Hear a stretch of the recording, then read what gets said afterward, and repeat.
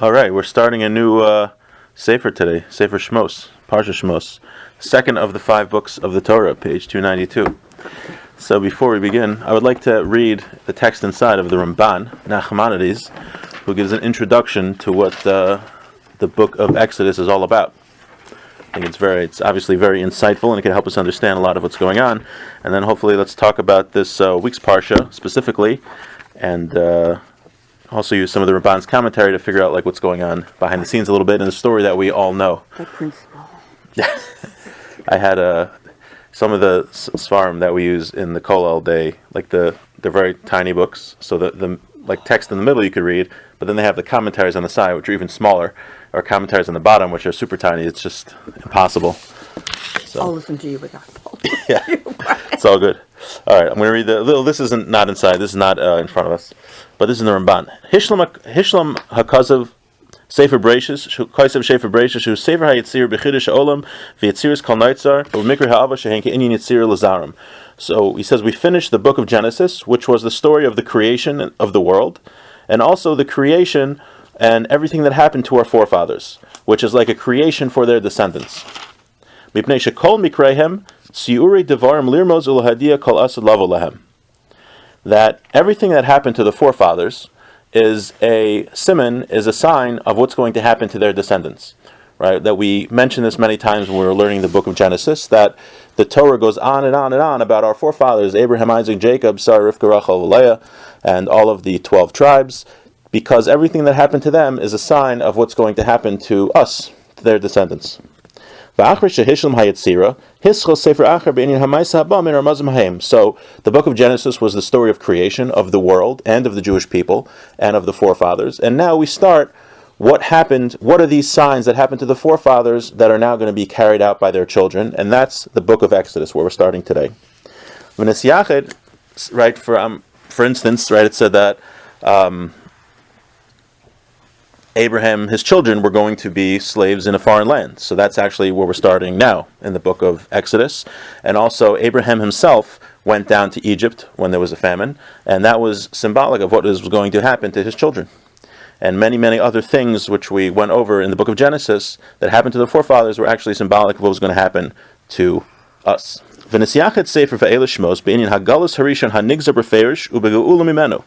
ולכן חזר והסחל בשמוס ירדי מצרים ומספרם, אף על פי שכבר נכתב זה, בעבור כי רידסם שם הוא רשס הגלס כי מאז הוחל. The book of Exodus starts with the first exile of the Jewish people, right? The Jewish people have had many exiles. The first one was the exile down to Egypt. Then after that we were redeemed, obviously, again, spoiler alert, we leave Egypt with the 10 plagues, the splitting of the sea. And then we get to Israel, we build the first temple is built, hundreds of years later, and then we are exiled again by the Babylonians, who destroyed the first temple, and then the Persians conquered the Babylonians, which was another exile, really, technically. The Persians were another culture which dominated us, and then we went back into Israel. 70 years later, we rebuilt the temple, in the second temple. We had the Greeks come during the second temple time and had control over Israel, and that was the story of Hanukkah. That was considered another nation which subjugated the Jewish people. And then finally the Romans destroyed the second temple in 70 AD, and we still find ourselves in that exile, which is about a little less than 2,000 years ago, but a long time. But the first exile that happened to the Jewish people is what we're starting to read about now. That is the exile of the Jewish people in Egypt. And that was prophesied, right? It was prophesied to Abraham that his children would be slaves in a foreign land. And also, we find at the beginning of Sefer Shemos, they're going to list the generations of the people, of the Jewish people, even though that was already mentioned at the end of Genesis, because that is the beginning of the exile. V'hinei hagalus einenu nishlam ad yom shuvam el mekaimim v'malasam avaisam yeshuva. Now, it's very interesting. When does an exile finish? When does an exile conclude? The exile is concluded when the people return to the same level that they were on before their exile. Ukashiyatsu mitzrayim, afal pi shiyatsu beis avadim adayin yichashvu goyim ki hayu be'eretz lo lahem. Now, even though they were freed from being slaves, they were still considered to be in exile because they were in a foreign land. Nevuchim b'midbar, and then they were all in the desert. Ukashabal al har Sinai va'asu hamishkan v'shava kodesh baruch hu v'hishu shchinasu b'neihem az shavu el ma'alas avoisam shahayesod eloka alai alayim.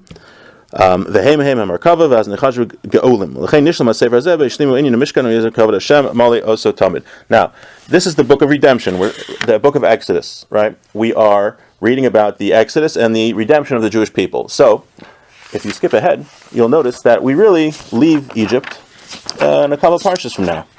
The sea is split in Parshas B'Shalach. Well, Parshas Bo, we already really leave, I think, Egypt. Parshas B'Shalach, the sea is split. So really, why didn't the book of Shemos end there?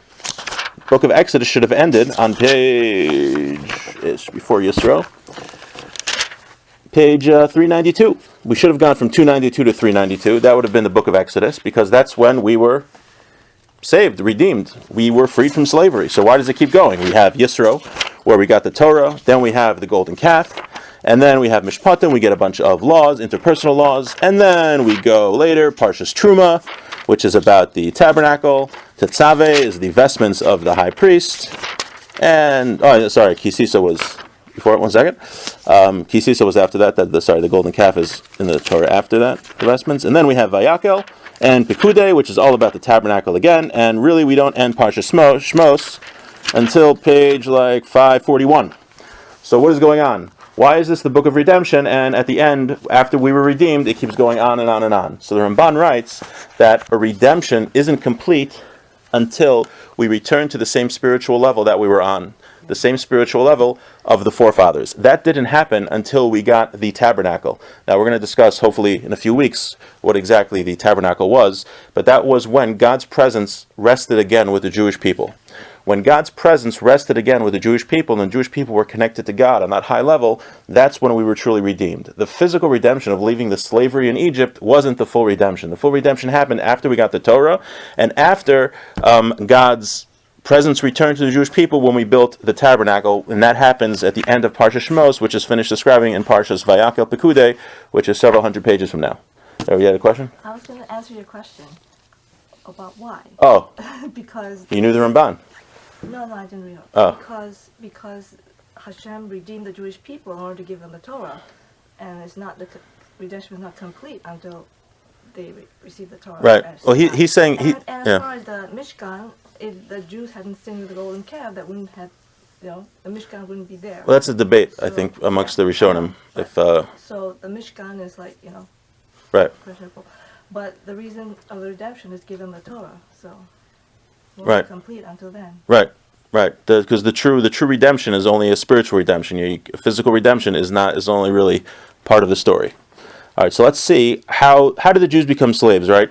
It started out, Joseph was the second in command in Egypt. He is saving the whole people from famine. People are coming from all over the world to get food from him, and he's in charge. And then his whole family comes down, and his father Yaakov comes down to Egypt, and he's revered, respected, to the point where, right, Yaakov, we learned last week, he makes his children swear, makes Yosef swear, don't bury me in Egypt, because he was afraid they were going to make him into an idol and start bowing down to him.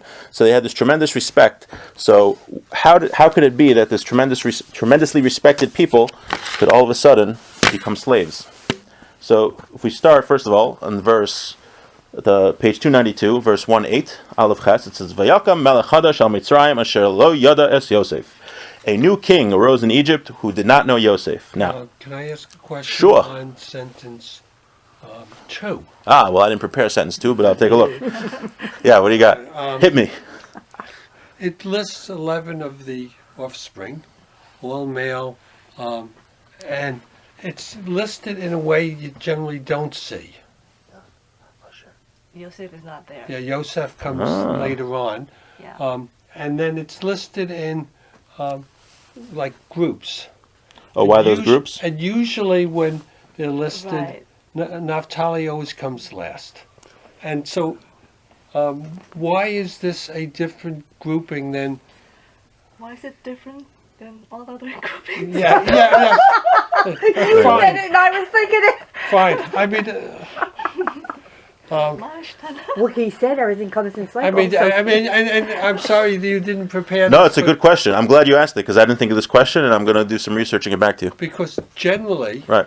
when you list them as individuals, Naphtali comes last, and it makes sense. Really? Naphtali comes out? I didn't I, know I that. mean, I that's my impression. Okay.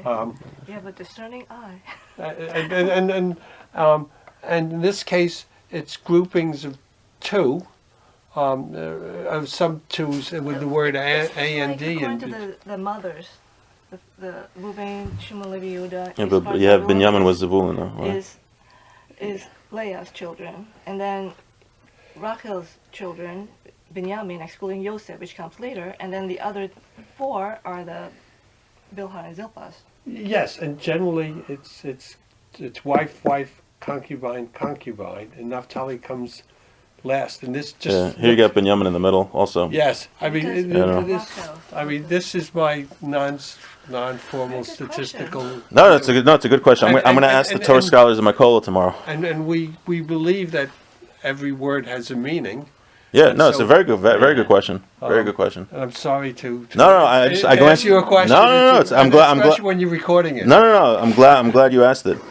And I don't see anything in Rashi here, and I don't know if they don't have a chumash. I have to check. I don't see a chumash here. And when they're listed as tribes, you sometimes see Naphtali in the middle. Right. Because it's based on where they're the physically flags. located. Right.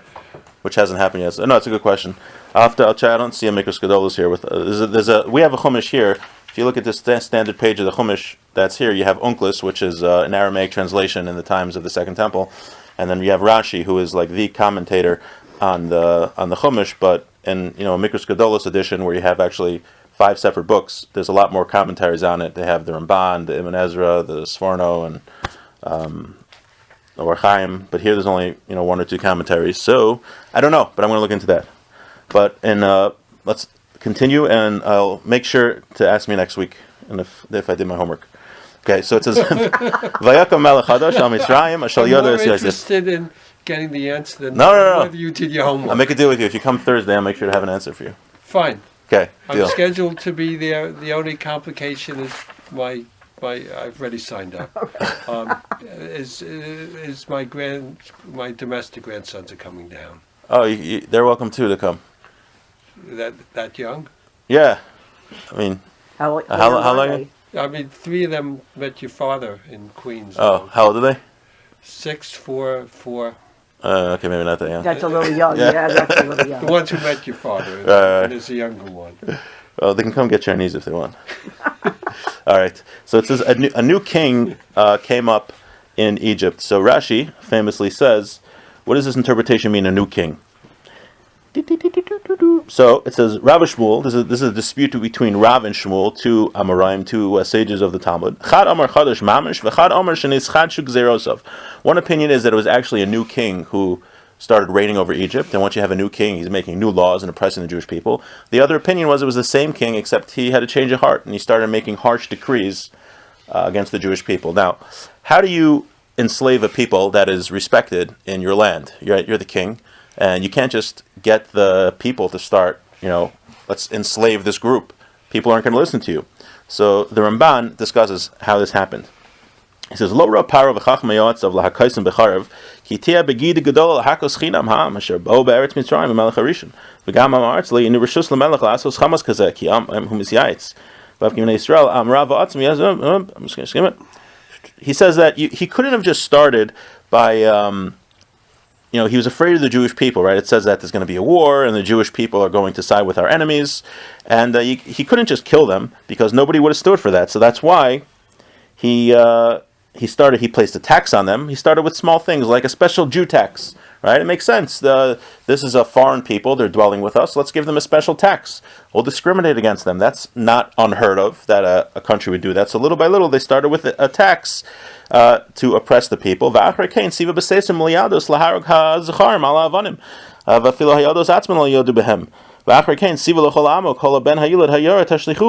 then they started saying that they didn't go in and start stealing baby boys But they said to the mothers that you have to what do you call them? The midwives to get rid of the baby boys, and actually says. Right, if they would complain to the king, then they would go in and they would take the boys. So basically, he started the laws of oppression started, little by little. It wasn't like all of a sudden Paro said, "Let's kill the Jewish people." That's why he couldn't have done that. He wouldn't have had support of the people. So he started small with taxes, and then the thing with the boys, and he didn't even do that directly. That was done in a surreptitious way. It's interesting. It's kind of like you really hear anti-Semites say the same thing that the Egyptians said about, the Jews, they're a foreign people and they're going to join with our enemies. If you can hear the Germans saying it, and you can hear the modern-day anti-Semites saying the same thing. My sister and I were having this conversation Yeah. just a couple of hours ago, and I said to her, anti-Semitism is the only hatred that is still sanctioned. Yeah. I mean, it is, and I'm afraid it will always be. Yeah, the Gemara says that the anti-Semitism started when After the first Jew, there was the first anti-Semite. right around then by the Sinai, Har Sinai, Mount Sinai. The word Sinai in Hebrew is sinah, is hatred. When the Jewish people got the Torah and we became the chosen people, that we were given. What does the chosen people mean? It means that God gave us the Torah. It's an instruction manual how to be a righteous human being and how to live according to a moral code. And when we became the chosen people and the other nations rejected the Torah, they became jealous of us and they hated us for it. Now, we're protected that when we keep the Torah and when we do what we're supposed to, God protects us. But what allows anti-Semitism to flourish is when we start following the ways of the nations and we start mimicking their ways and getting close with them, and we forget that we're Jews. Right? Rav Elchanan Wasserman has a very important piece. He was actually killed by the Nazis. I was just talking about him with a friend of mine today. In the 1930s, he came to America to raise money for his yeshiva, and he was ready to go back, and they told him, like, you can't go back. You're gonna get killed. And he said, I have to. My school's there. I have to be with my students. And he went back, and he was killed.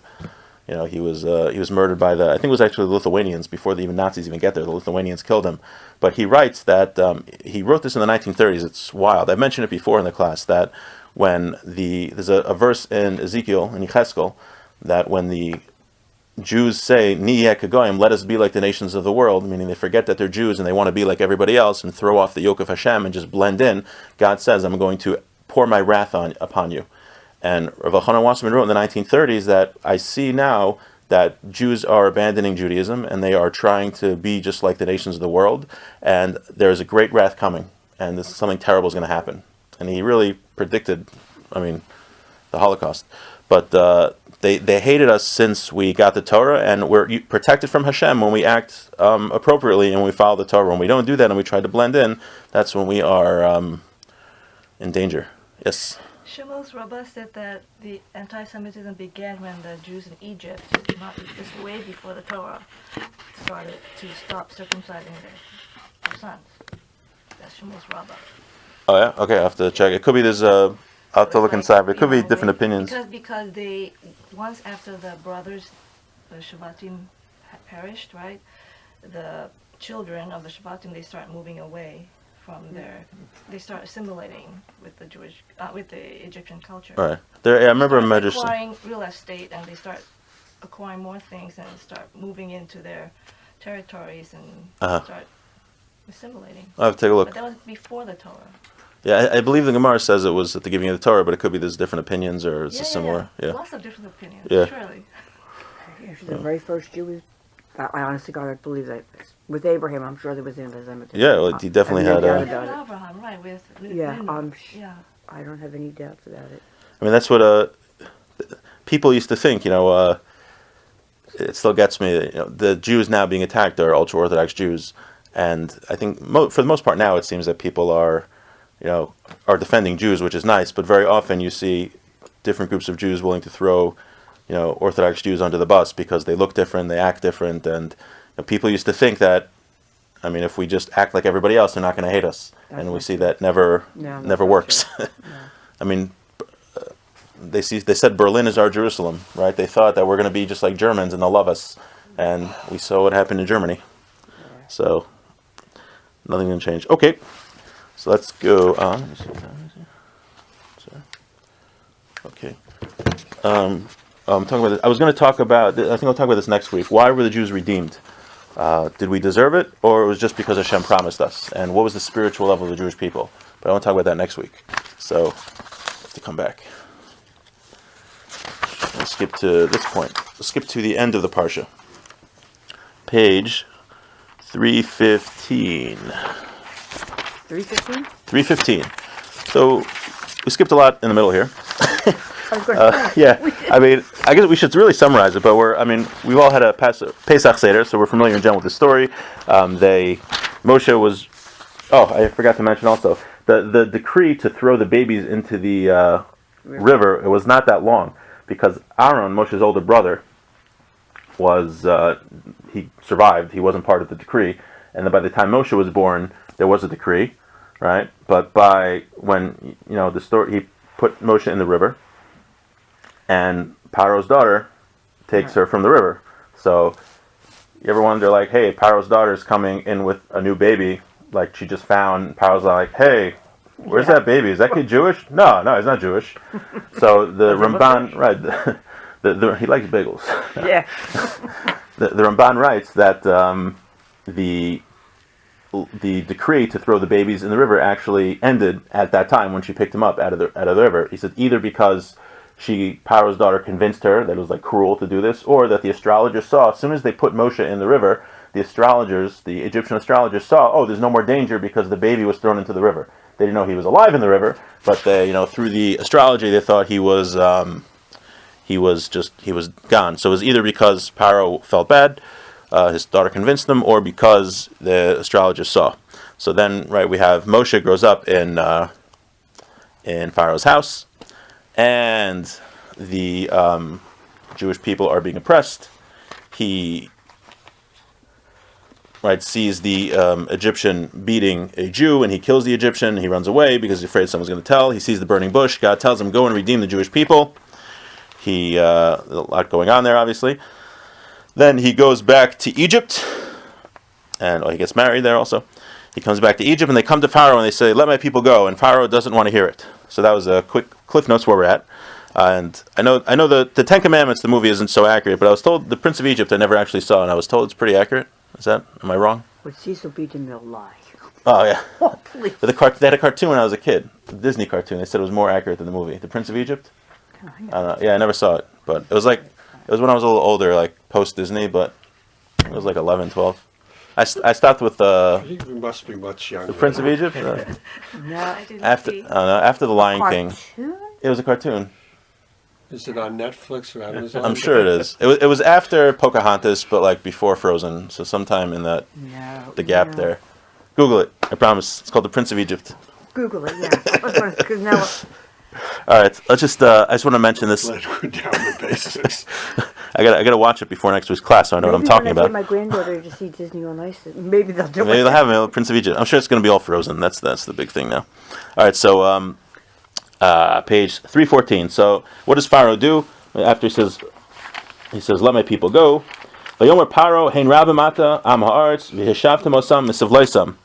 He said they have a lot of people. You want me to make them stop from what they're doing, their burdens? Vayitzav Paro b'yom hahu as hanokshim ba'am as shoter of lemor. He commanded the taskmasters, lo sosifim lase tevin la'am, lilbon halavenim. Don't give the kismol shilshom heim yelchu v'koishu lahem tevin. Don't give them, no longer give them straw to manufacture the bricks, but rather let them go get straw for themselves, and then let them make the bricks themselves, and they still have the same quota. So it used to be that Pharaoh gave the people, the Jewish slaves, straw so that they can make the bricks. Now, since Moshe came and said, let my people go, he says, you're going to be smart with me? Well, you're no longer going to get straw from me, you have to collect it yourself. You have to make the same amount of bricks, and you have to get the straw for yourselves. So what was Pharaoh trying to do? Besides making more work for the Jewish people, he actually had a very intelligent plan of how to keep the people from rebelling. This is quoted in the Mesilas Yesharim, The Path of the Just, chapter 2. It says, V'ulam, I'm going to read this one inside also. Hine, zos be'emes achas me'tachbulos hayitzahara. This is what Pharaoh actually did. He's going to talk about Pharaoh after. One of the ways, we have an evil inclination, right? There's a force of evil that tries to get us to do bad things, and we get reward in life when we overcome that urge. So, but he has different tricks. He has different things that he does to try to get us to do evil. And this is one of his tricks. One of the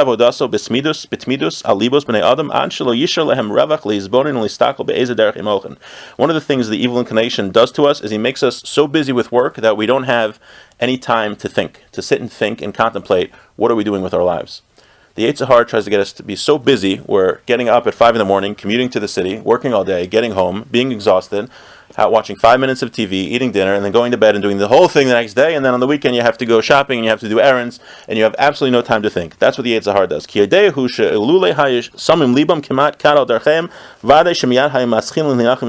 knows, the evil inclination knows that if people had a moment to sit and think about what they're doing with their lives, they would regret the bad things that they did. Right, that's one of the things. If we would sit and think, why am I here? Why did God create me? What does He want from me? How should I be achieving that goal? If the Yetzer Hara knows that if we would have a moment to sit and think about that, then He'd be gone because we would start doing the right thing. He says people, if they started contemplating, they would regret what they're doing to the point where they would just repent totally and start being good people. And this is sort of what Paro said. Make them work very hard. This is what Paro told the Jewish people. Paro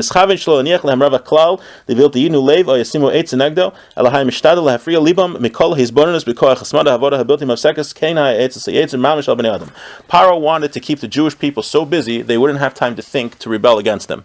That's what he was doing. He took away the straw so that they had to make bricks in the same quota so that they should keep on just totally being busy, right? If the people are so busy with slave labor, they're going to have no time to rebel and no time to think. And the Mesil Shisharim writes, that's exactly what the evil inclination does to us. Ki ish milchamahu, he says the Yetzer Hara, the evil inclination, he's a man of war. Umalamed ba'ar mimos, he's very clever. It's impossible to flee from him unless you have a very good outlook and if you're very wise. And actually, Sunday mornings we're studying this book called Mesil Shisharim, where he teaches you how to outsmart the evil inclination step by step. But the point is, if we don't have a moment to think what we're doing with our lives, what does God want from us, and how do we achieve that, we're goners. And that's what Paro was trying to do to the Jewish people. Hey, you've got to make all these bricks, you got to do more work, and you're not going to have time to rebel against me. And that's the end of the parsha. So we did the very beginning, the very end, and skipped the middle. But next week, hopefully, we can talk about, in addition to other things, were the Jewish people deserving of being exiled? Was it just because of promise? Did they forget they were Jews? Did they keep the Torah? They didn't keep the Torah? A lot of fascinating things. Any questions? I don't have a question, but I think that it should be from the Zohar or Kabbalah. That power is a reincarnation of the Nafak, of the snake. I don't know. You have to ask the Kabbalah rabbi, Kabbalah class. That's why I don't know. because of the Yetzer Hara. Oh, yeah? You just compare. Oh, yeah, the Mesil Shisharim did, yeah. Right. Right. So, because Could be. that's why doing similar things to Yetzer Hara. The Yetzer Hara was definitely the snake. It was The same thing, in the Garden of Eden. The snake was the evil inclination, like incarnate. He was outside of. We have this evil desire now, people, and we also have a good desire. But this desire in humanity to do evil used to be outside of humans, and then when Adam and Eve sinned, it went inside.